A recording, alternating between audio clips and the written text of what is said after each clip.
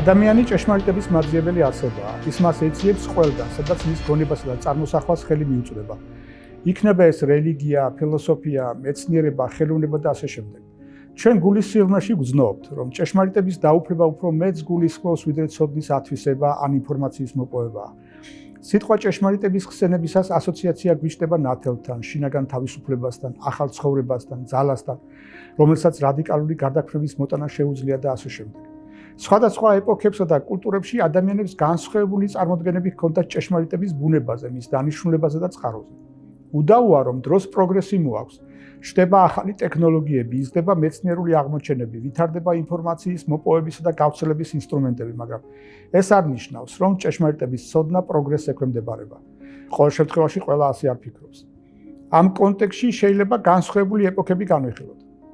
ტრადიციულ ანუ რელიგიურ საზოგადოებაში ჭეშმარიტების წყაროდ ღვთაებრივი გამოცხადება და წმინდა წერილი მიიჩნევა.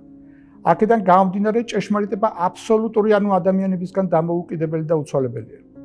ის იმდენად ამ სამყაროს კი არ უკავშირდება, არამედ ღმერთს და მისკენ მიმავალ გზას გვიჩვენებს. ქრისტეც გვეუბნება, მე ვარ გზა, ჭეშმარიტება და სიცოცხლე. ჭეშმარიტების დანიშნულება ადამიანი ამ სოფლიური მიჯაჭვულობისაგან გაანთავისუფლოს და ღმერთთან შესახვედრად მოამზადოს. ამას გულისხმობს ქრისტეს სიტყვები, შეიცნობ ჭეშმარიტებას და ჭეშმარიტება გაგანთავისუფლებთ თქვენ. და ღმერთის სულია და მისი თაყვანისმცემელი მას სულითა და ჭეშმარიტებით უნდა სცემდნენ თაყვანს.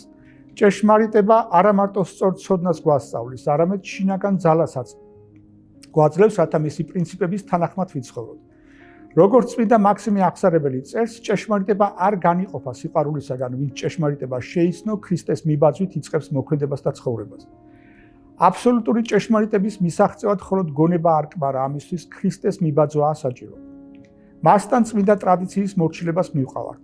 მოდერნული ეპოქაა, რომელშიც ღმერთის რწმენა და წმინდა წერილის ავტორიტეტი რაციონალური გონებისა და მეცნიერებისადმი უეჭველმა ნდობამ ჩაანაცვლა, იცნობს არა აბსოლუტურ ჭეშმარიტებას, არამედ ობიექტურს.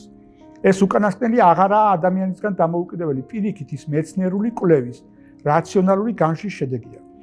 ობიექტურობა აქ ადამიანისგან დამოუკიდებელს კი არ ნიშნავს, არამედ სუბიექტური მიკერძოებულობისა და ინდივიდუალური თავისებურებებისგან დამოუკიდებელს. რა კი მოდერნული ეპოქაა ღმერთის არსებობას და ადამიანის მარადიულ ცხოვრებას არ ცნობს, ობიექტური ჭეშმარიტება მთლიანად ამ სამყაროზეა ორიენტირებული.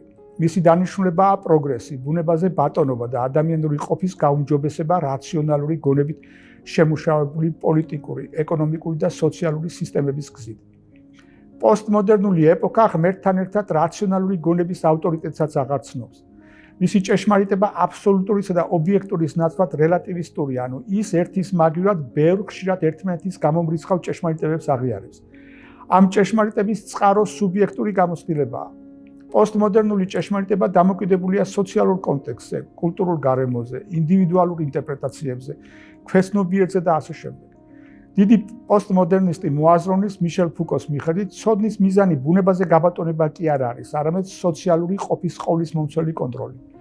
პოსტმოდერნული ჭეშმარიტებები გარე სამყაროს ობიექტურ სურათს კი არ იძლევა, არამედ მაქსიმალურად უწყობს ხელს მარად ცვალებად გარემო პირობებთან ადაპტაციის პროცესსა და ინდივიდუალურ თვითგამოხატვას. ცხადია, რომ პოსტმოდერნული რელატივიზმი გარკვეულ დეზორიენტაციას წარმოშობს.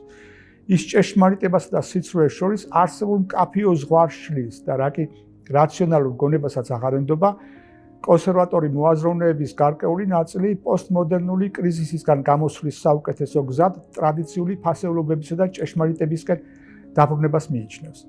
მართალია აბსოლუტური ჭეშმარიტება თავისი ბუნებით არაა მსოფლიურია, ის მაინც იძლევა მიწიერი რეალობების საუკეთესო რაციონალური ხედვის საშუალებას.